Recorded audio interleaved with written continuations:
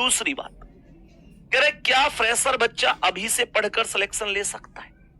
आप में से बहुत सारे साथी ऐसे होंगे जो एकदम अभी 12वीं की है, मतलब रिजल्ट आने वाला इंतजार कर रहे हैं, या फिर अभी अभी 18 साल हुई है। एक बार दिल भेज कर बताएंगे कितने प्यारे साथी ऐसे हैं? बहुत बच्चों के लगातार। ये मेरे डाउट नहीं है, ये आप सभी प्यारे साथियों के डाउट है।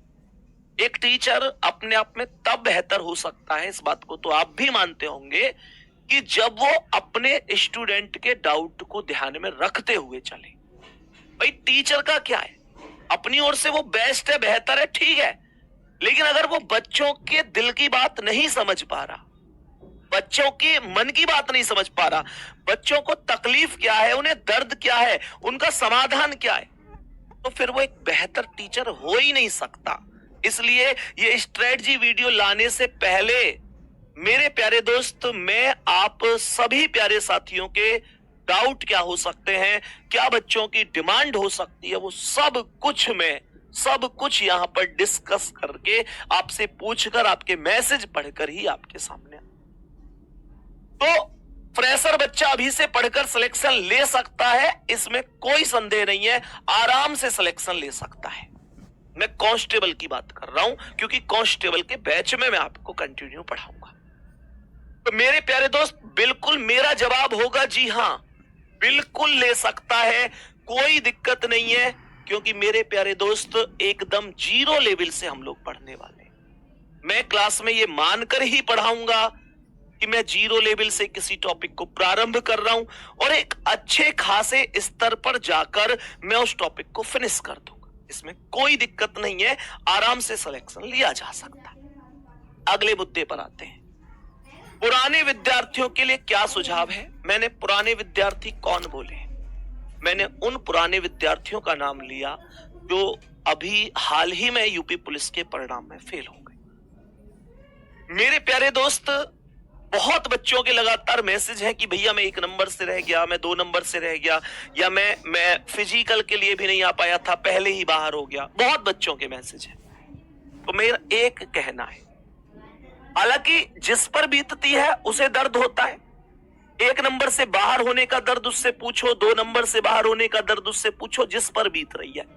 लेकिन अब इसमें जो महत्वपूर्ण सुझाव है वो यही है कि हम उन चीजों के सहारे से तो आगे नहीं जा सकते। मेरे पास या तो ये ऑप्शन है कि मैं उसी बारे में सोचता रहूं और अपने दिमाग को परेशान करता रहूं और उसी चिंता में पड़ा रहूं, तो वैसे भी कुछ नहीं होना। लेकिन मेरे प्यारे दोस्त, हमें उठना होगा, उन चीजों को त्यागना होगा। जो हो गया वो वापस लौटकर आ ही नहीं सकता, यही कड़वी सच्चाई है। आप उम्मीद करता हूं उससे सहमत भी हो। अब इसके अलावा नए मुद्दे पर आते हैं कि पुराने विद्यार्थियों के लिए क्या है सुझाव। ये हो ही गया, बता दिया। कितने घंटे रोज पढ़े रीजनिंग? मेरे प्यारे दोस्त, मैं आपको अगर सही गाइड करूं, तो सही गाइड अगर मैं आपको करूं, तो सबसे पहला मुद्दा, मेरा सब्जेक्ट रीजनिंग है, तो मैं इस बात के पक्ष में नहीं जा सकता कि मैं आपको बस यही गाइड करूं कि आप रीजनिंग ही पढ़ते रहो। क्योंकि कल को आप मानकर चलो रीजनिंग में 55 में से 55 भी कर देते हैं, लेकिन बाकी सब्जेक्ट में आप नहीं कर पाते, तो ओवरऑल तो सिलेक्शन से बाहर हो गए ना। तो टारगेट आप रीजनिंग में ही बेहतर करें ये नहीं है, आप ओवरऑल बेहतर करें, आप सेलेक्टेड स्टूडेंट हो, कल को आप वर्दी पहने, ये हमारा टारगेट।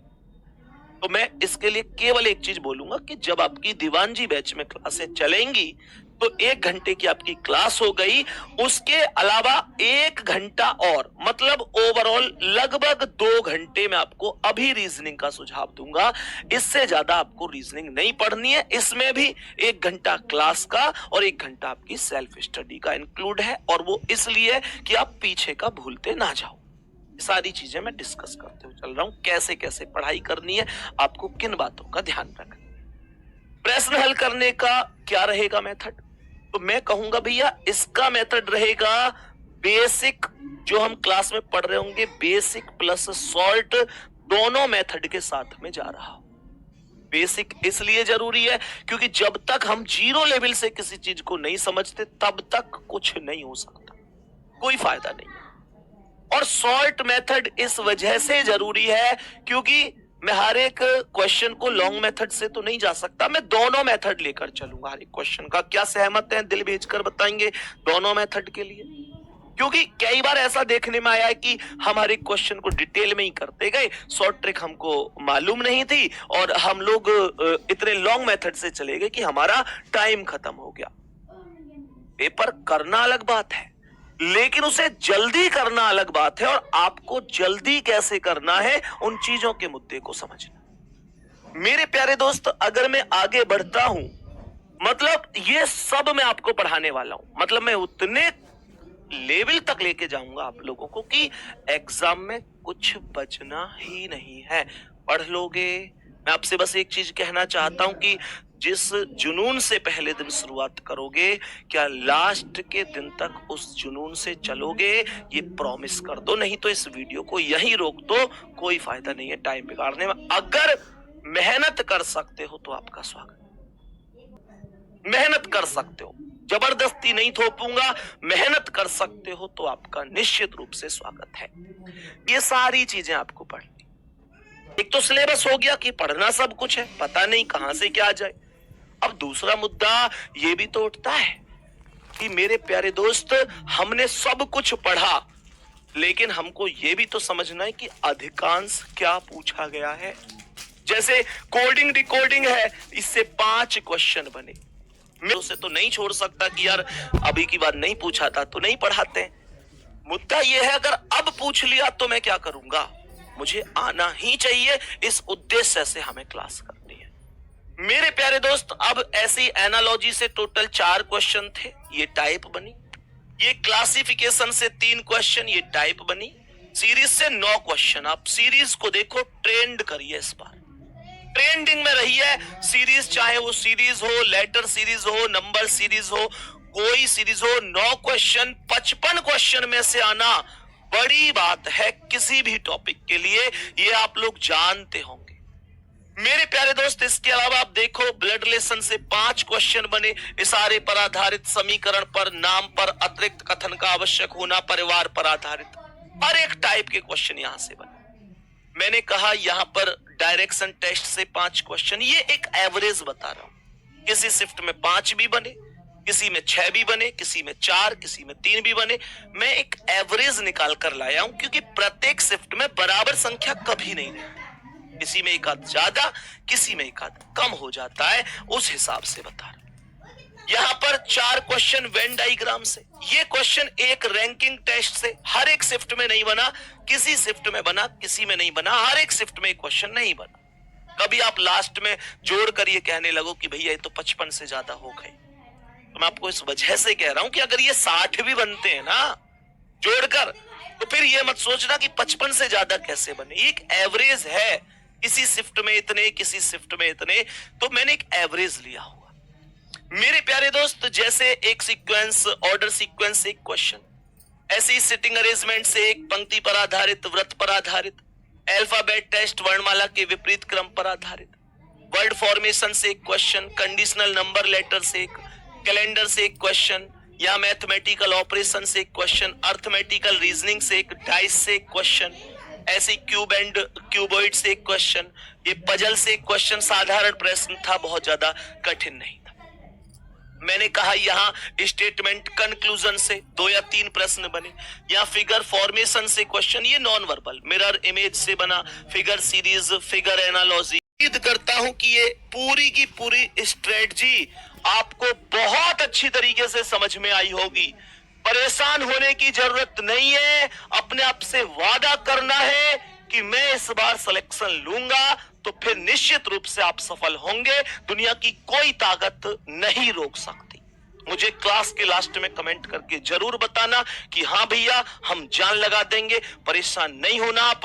और एक और बात आना है कि फुल डेडिकेट होते हुए कमेंट करना, लोगों की इधर उधर की बातें सुनना, फालतू टाइम बिगाड़ना, वो कुछ नहीं होना चाहिए। किसी को ये लग रहा हो कि यार अभी तो जुलाई में एग्जाम है, इतने दिन है और उसकी भी तारीख नहीं है, तो मेरे प्यारे दोस्त, एग्जाम 4 दिन में पढ़कर पास आजकल नहीं होते, मेहनत आपको करनी होती। ठीक है, बाकी कोई क्या कह रहा है उस पर ध्यान नहीं देना। कौन आपसे क्या कह रहा है, कितना कह रहा है, उस चीज वो मुद्दा ही नहीं है।